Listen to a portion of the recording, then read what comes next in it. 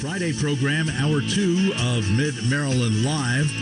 We got a guest in the studio, and if you're a longtime listener of the program, you may recognize, but I guess for those who may not, let's introduce Russ Hodge of Three Roads Communication. Hey, Russ, let's start before we get digging into our main topic here of a quick, for those who don't know much about you or Three Roads Communications, give us the elevator speech. I'm not sure there's anyone who doesn't know that much about me, Frank. Let's be honest. Probably not, but there might be some. Yeah, I mean, okay, so Three Roads Communications, we're a TV production firm that has been based in Frederick since July 1st, 1993. We produce a lot of public TV programming, including documentaries.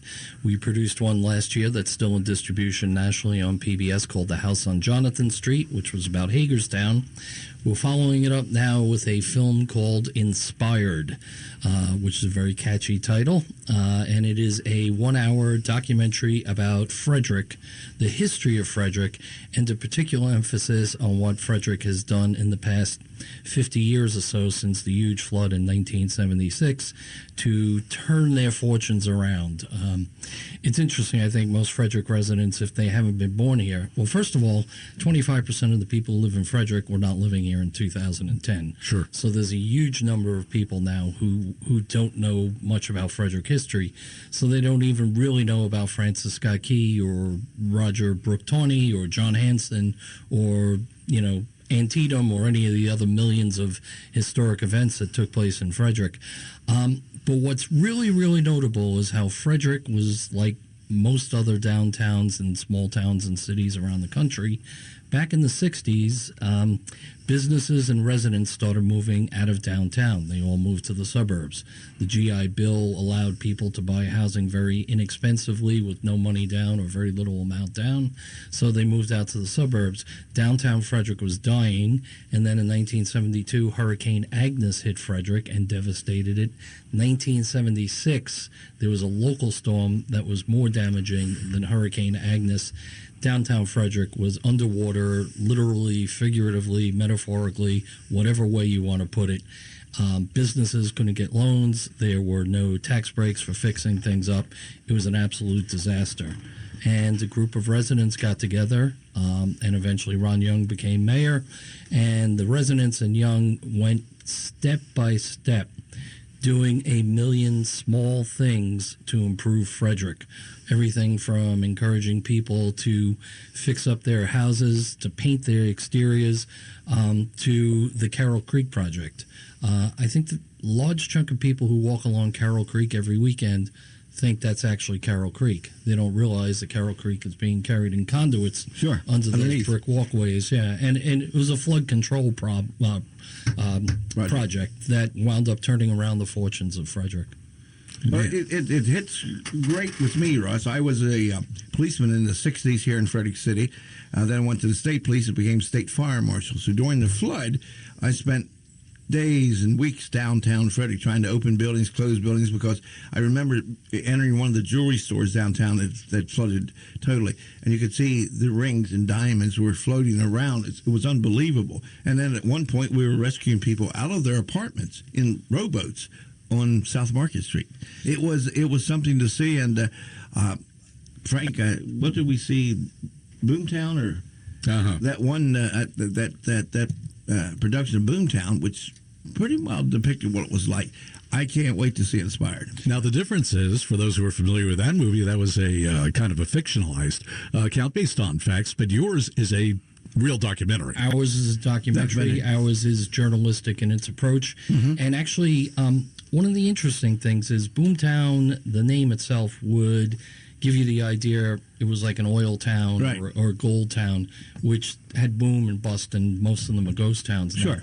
Frederick is the exact opposite. The lesson of Frederick for every other town and city around America is it's not one thing you do. It's not a boom town. It's like saving for your retirement or trying to lose weight or raising your kids. It's that consistent thing you do day in and day out, and those million small things that make it happen. Pay off. Yeah. That made it happen. It was unbelievable. Yeah, on the show yesterday was I was pushing for the bronze statue of Ron Young because as I say, I was a city resident. We lived on East Church Street in those days, and if it had not been for his vision, we would have been a boomtown. Well, it's interesting because we view this as very much a complementary piece to that. This gives everybody the background, the reality. And we've been very fortunate, too. We have uncovered actually a lot of footage of the flood that has not been seen before. We have had photographers. We have had access to their kind of secret stashes of stuff. So it's really amazing. One of the interesting things, we interviewed Marlene Young. We interviewed 50 people for this documentary, Marlene being one of them. And she talks in a very animated way about seeing Cadillacs floating down Carroll Creek at that point. Yeah, I remember that. I don't remember seeing the Cadillacs. I only saw the Fords. But Marlene, she can see the Cadillacs. But it was unbelievable because there were, as a regulator, as a policeman, and or the first one as a policeman, the second one as a state fire marshal, to see your city being destroyed. I actually rode a boat to my house on the 500 block East Church Street to see my house first floor underwater. And well, that was kind of the epicenter of it almost. Absolutely. It? Yeah, because it started backing up from the Monocacy, from the Potomac Monocacy into Frederick City. And it was, you could actually row a boat down East Church Street, and that was unbelievable. So we trace all of that stuff, and because the film is seen nationally on PBS, Jonathan Street's had about 430 airings right now. You have to place Frederick in a context for the viewer. So not only do we relate all the history that led up to that, but it's also really kind of a primer for other towns and cities who say, okay, my downtown's devastated or is falling apart or it's on its way down. What is it we need to do? And a lot of it is not necessarily costly. And, I mean, you don't necessarily need Ron Young's vision for burying the conduits and rerouting the creek and all of that. A lot of it is day in and day out stuff that you do. And a lot of it has to do with, he tells a very great story in the doc where there was an employer who came to him, and I think Frederick only had about 30,000 residents at that time. Frederick City. Less than that, yeah. And this guy said, we're thinking of moving our company here. We have 500 employees. So that would have been a huge boon for Frederick. Sure, absolutely. And he said, but my wife's going to make the decision, and she wants quality of life, cultural stuff. We want to make sure the employees are happy here, all that stuff. And Ron said, I knew they weren't going to move here, but I made the list and I went through. And he talks about, restaurants, going into restaurants and wallpapering their bathrooms and stuff in order to attract them to come here. Because the city, as he put it, after 5 o'clock at night, you could fire a cannon down Market Street and not hit anyone. Absolutely, as well as other things. The Weinberg Center, when that went under, and the mud and everything. We'll talk more when we come back from a very short pause. It's Free Talk Radio 930. Frank Mitchell, Tim May, and also Russ Hodge. We'll be right back. Back, Fire Trap Grove Hill, taking your calls. No, we're taking your calls. It's Free Talk Radio 930. About 4:23 in the afternoon, we have the honor of sharing the afternoon with, what would you be called, a producer, a director? Producer, I like that. We have a director on staff and camera people and all that sort of stuff. Good. That's what I want to ask you about, Russ, because you gave a good synopsis. We want to dig a little more into the story of Frederick that you've documented. But you said maybe it lasts about an hour, but how much work have you been putting into this? You talked to like 50 people? 50 people we've interviewed. The film itself has to be 56 minutes and 46 seconds, including the credits, and because it's PBS, you have to thank the people who funded it. Okay. So it's really about 55 minutes of content time, roughly. Beautiful. We interviewed 50 people, almost all of whom made it into the film. Everybody from Governor Moore, Senator Van Hollen, and then the county executive and the mayor. So those are the political types. And Derek Shackelford's in there with one small comment. To Karen Norman from Downtown Frederick Partnership. Tons of residents from all over the place for their remembrances, not just of the flood, but what it was like growing up here. Yep. Historians.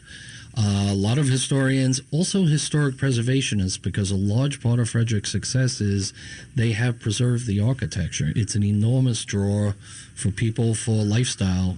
Everybody's living in the apartments in Montgomery County or anywhere else, or the townhouses.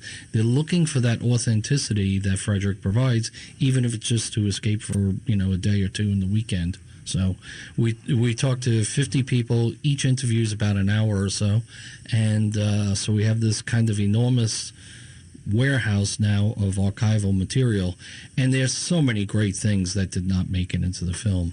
Actually, one of the people we spoke to was Beverly Byron, the former Congress late Beverly Byron, and she was terrific. She was talking about Fort Detrick. She talked about how Fort Detrick was saved during the BRAC Commission, with a kind of twinkle in her eye, because she had helped bring the National Cancer Institute there, and they couldn't get rid of Fort Detrick without getting rid of NCI. Right. And she told this great story about Anwar Sadat and Begin up at Camp David for the Mideast Summit, and how she ran into Sadat after the first meeting, and he said, "I'm supposed to go back. When should I go?" And she said, "Well, Treeland Nursery just planted 5,000 tulip and daffodil bulbs, so go back then." And he said, "I will."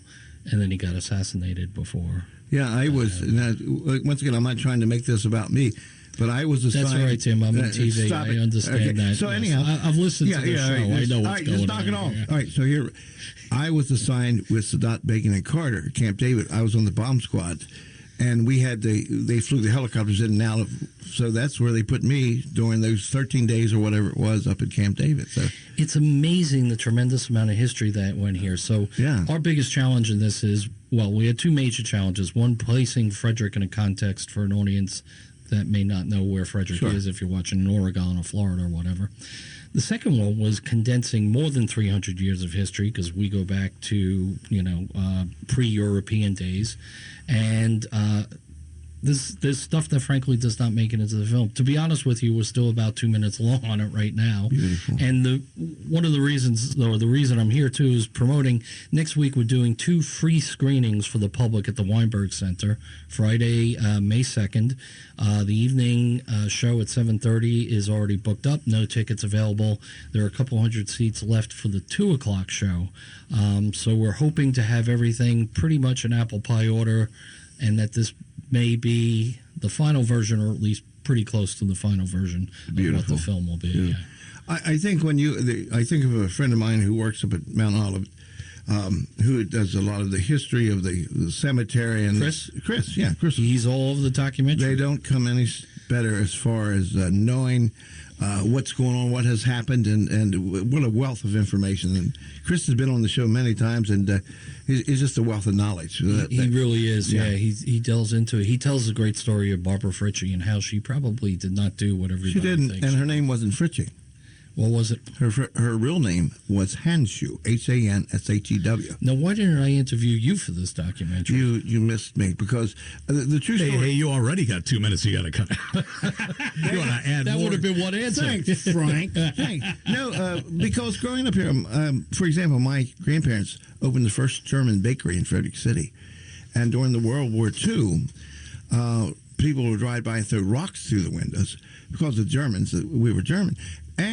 But changed it all. Roosevelt, when he went to Shangri-La, which was Camp David, would stop and pick up the pastries for Shangri-La at my grandparents' bakery. And see, there are so many great stories. Yeah, I mean, and of course we knew it. I grew up on South Market Street, which was different in the old days.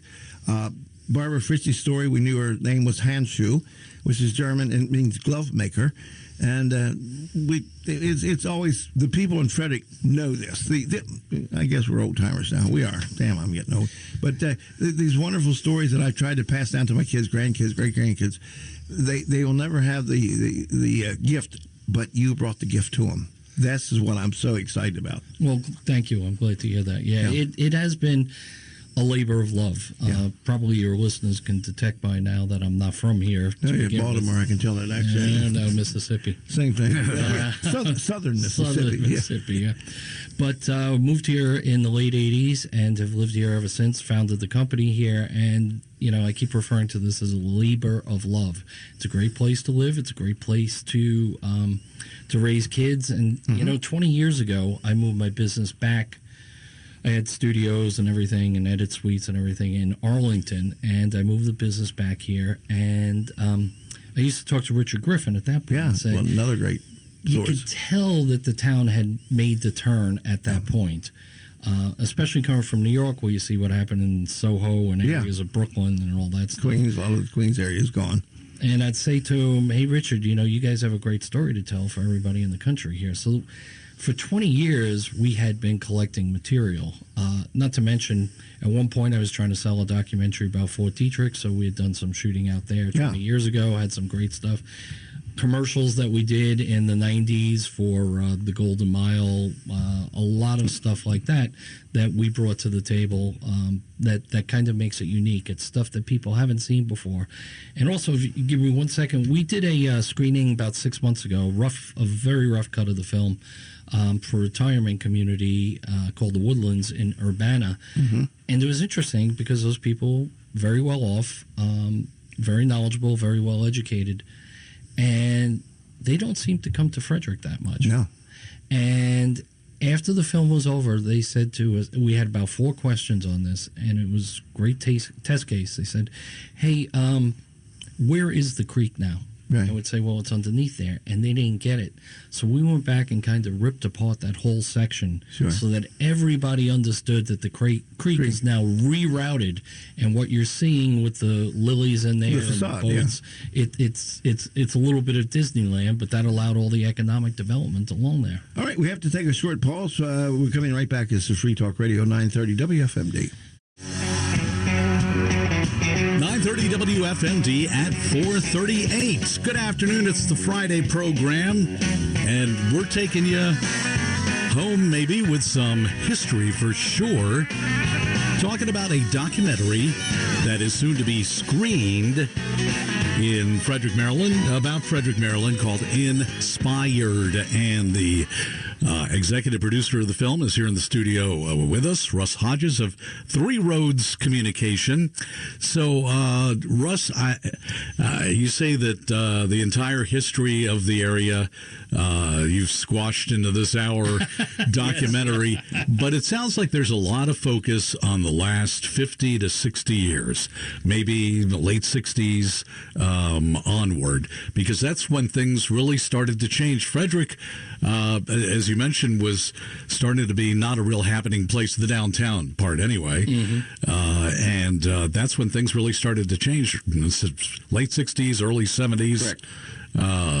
With an important group of people locally who said we gotta make things happen here. There were a bunch of people like Don Linton and Peg Pilgrim and people like that. We interviewed Don. He was very good talking about planting trees. All the trees that you see in Frederick now are thanks to the work that these people did 50 years ago. There is a ton of information in this documentary, and what we really found doing this, which is what we suspected beforehand, is Frederick. The story of Frederick is a story of America, and the story of America is the story of Frederick. So you have larger national things like suburbanization, which happened where I grew up in New York and New Jersey. Obviously, it happened all over the country, certainly happened here. You had the GI Bill, which allowed that, encouraged that, or spurred that to happen. And you had things like Brown versus Board of Education, so there's the desegregation of schools, and we have a segment on that as well, what it was like desegregating or being one of the kids on the first day of Frederick High. So there's a lot of that sort of stuff in there. Frederick is America, America is Frederick. There is such a great amount of Frederick history or American history here in Frederick that's what really kind of makes it special and puts an added spin on it. And narrowing it, Russ, geographically, last time you were here you talked about another documentary, and I wouldn't say this unless I really believed it, but if you haven't had the opportunity to see the documentary on Jonathan Street, on the story of Hagerstown. The house on Jonathan Street. That kind of ties into this because Hagerstown and Frederick kind of went in a couple of different directions where, they're both at the crossroads of major highways, have other similarities, but different decisions were made in the two cities. It's very, very interesting. What I'd really love to do is kind of put the two of them together and do a new documentary because what's happened in Hagerstown and what's happened in Frederick is the story of America from post-war America anyway, let's put it that way. And Hagerstown kind of bet it all on manufacturing, and manufacturing went away. No matter what the cause was, that's what happened, and has had a very difficult time recovering since then. Frederick never really bought into the manufacturing or the railroad hub type of idea the way Hagerstown did. It was always more agricultural, agrarian, and also more of a knowledge-based economy. Having Fort Detrick here helps spur that along because of the labs there, so you attract a lot of highly educated, highly compensated people, and then all the benefits that brings with it. But I always say you have a Harvard Business School case study here, 25 miles away from each other. Really, what were the decisions that were made in Hagerstown? What were the decisions that were made in Frederick? And why did one boom and why did one not boom? And it's a very, very interesting thing. And then, frankly, what is it that Hagerstown can learn from Frederick? And there are certainly things that Frederick can learn from Hagerstown as well. But you're right here in the middle of the country. Even though we're south of the Mason-Dixon line, I like to think especially Hagerstown is much more of a Midwestern city in outlook. Frederick certainly as well. You kind of have heartland America right here, and it's played out 25 miles away from each other, an hour away from the nation's capital, and nobody has caught on to this, which just amazes me.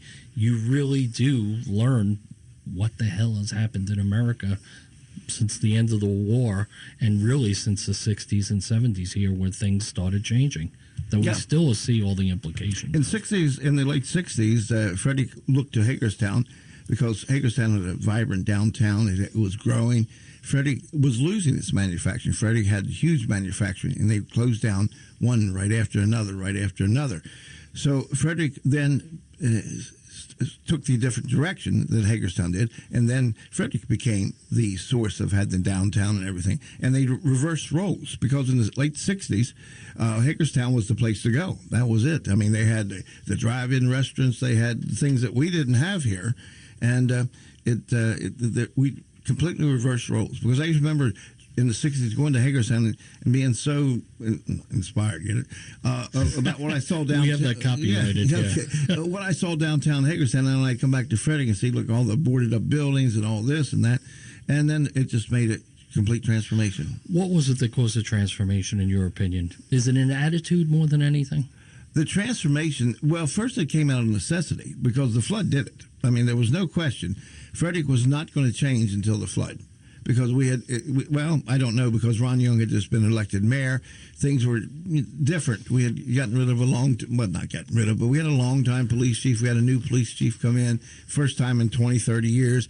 The city aldermen were different. They were younger. And the flood, and that out of necessity, that started the change. And thank God we had people like Ron Young, Don Linton, who knew what had to be done, but they knew there was no money. Mm-hmm. And that was another thing. And through the gift of politics, Ron Young had his connection with Doc McClellan. Doc McClellan had his combination with Mayor of Baltimore, then the governor, then it worked together, and they made it happen. And as I lived through this, it was just amazing to see the Historic Society, which everybody hates, or Historical District Commission, whatever. Preservation. They hate them until they started the scene by protecting those properties. If you go up West 3rd Street, most people don't know this. If you walk up West 3rd Street from Market up to Bench Street, look up and you'll see, I know no less than 10 different architectural designs, from Italian to French. It's unbelievable. That's Byzantine. They're all there, but nobody looks up, and right. It's unbelievable. So well, I do the walk around Frederick every morning, and it's still the same. I look up and notice something I haven't seen in 35 years. Yeah. It's unbelievable. But and then in more modern times now, as far as the growth of Frederick, you have the whole I-270 technology corridor going on there. Now, I'm worried about your movie InSpired, Russ. Will attract more people. We have heard that before. We did a screening at the Ordinary Hen, and somebody at the end, when we did the question and answer period, they'll see it in Nebraska and go, I'll go there. They say, well, no, that's one of the issues. And no, I'm joking. With Jonathan Street, we actually, we interviewed economists and everything else, and they said, gentrification is something we can only hope for here. Yeah. So there's, every point of refuge has its price. I think your friend the Eagle said that, right? There is a price to pay for everything. Now, the flip side of that is, people who bought their house 30 years ago for 200 grand can now sell it for 800 grand. Yeah.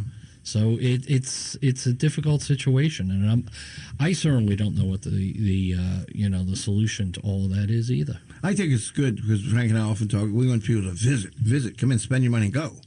Come in, drop your money, and go Yes. get out. Yes. Well, there's no room at the end. So it's going to be a fascinating look for anyone that actually lived the history or really needs to know. I think when you live anywhere, whenever I've lived across the world, you want to know what's this place like? Where did it come from? And things like this. We have the Hessian berries, and that's 200 years ago, and things like that. Also part of the documentary as well. You get through all that is unbelievable. By the way, I want to get it in screenings next Friday, May 2nd at the Weinberg Center at 2 and 7. Tickets still available at 2. You can go online and book them, and it's free. Beautiful. So that means it's date night. How do you make any money having free booking, free showings? Explain this to Tim. All right. So nobody understands this because they think PBS pays us to do this as well. We have to go out and raise the money for it. So we've been very fortunate. Delaplane Foundation gave us money.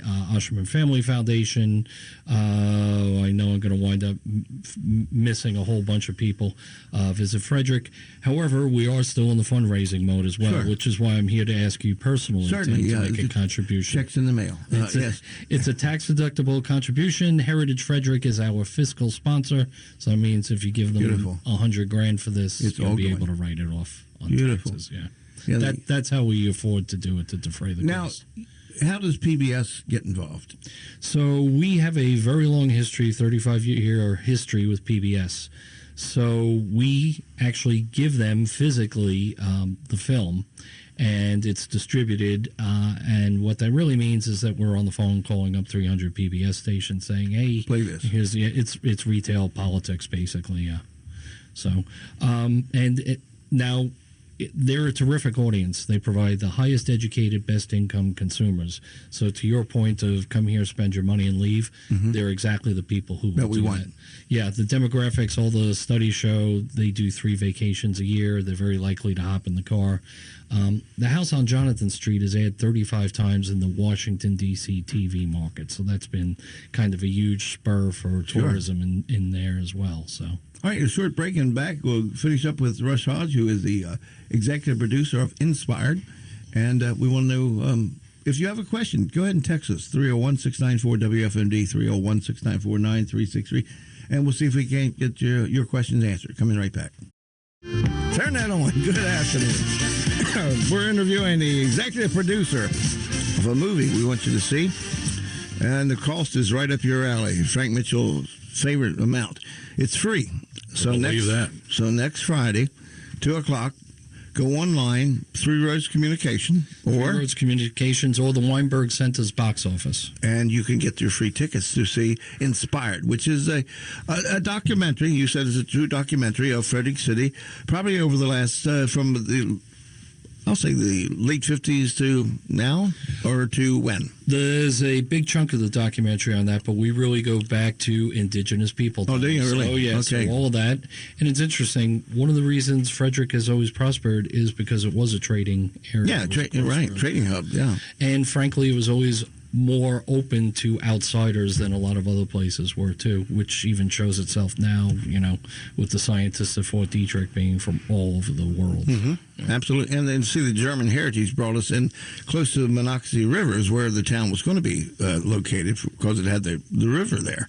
And actually they moved it, I guess, southwest, and put it where it actually is.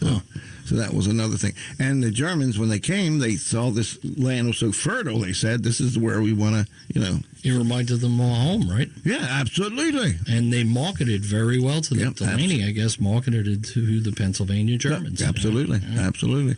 So I'm looking forward to this. What's I don't mean to take you beyond this, but what's up next? Because there's no way in the world that you're going to stop with this. Your next project, is there anything? No, I'm old enough to retire, but you're not retiring because I'm not a golf First of all, your wife won't let you, so that's number one. So you might as well tell the truth. I mean, I'm thinking of hosting an afternoon radio talk show. Oh, we have an opening here. Frank's leaving us.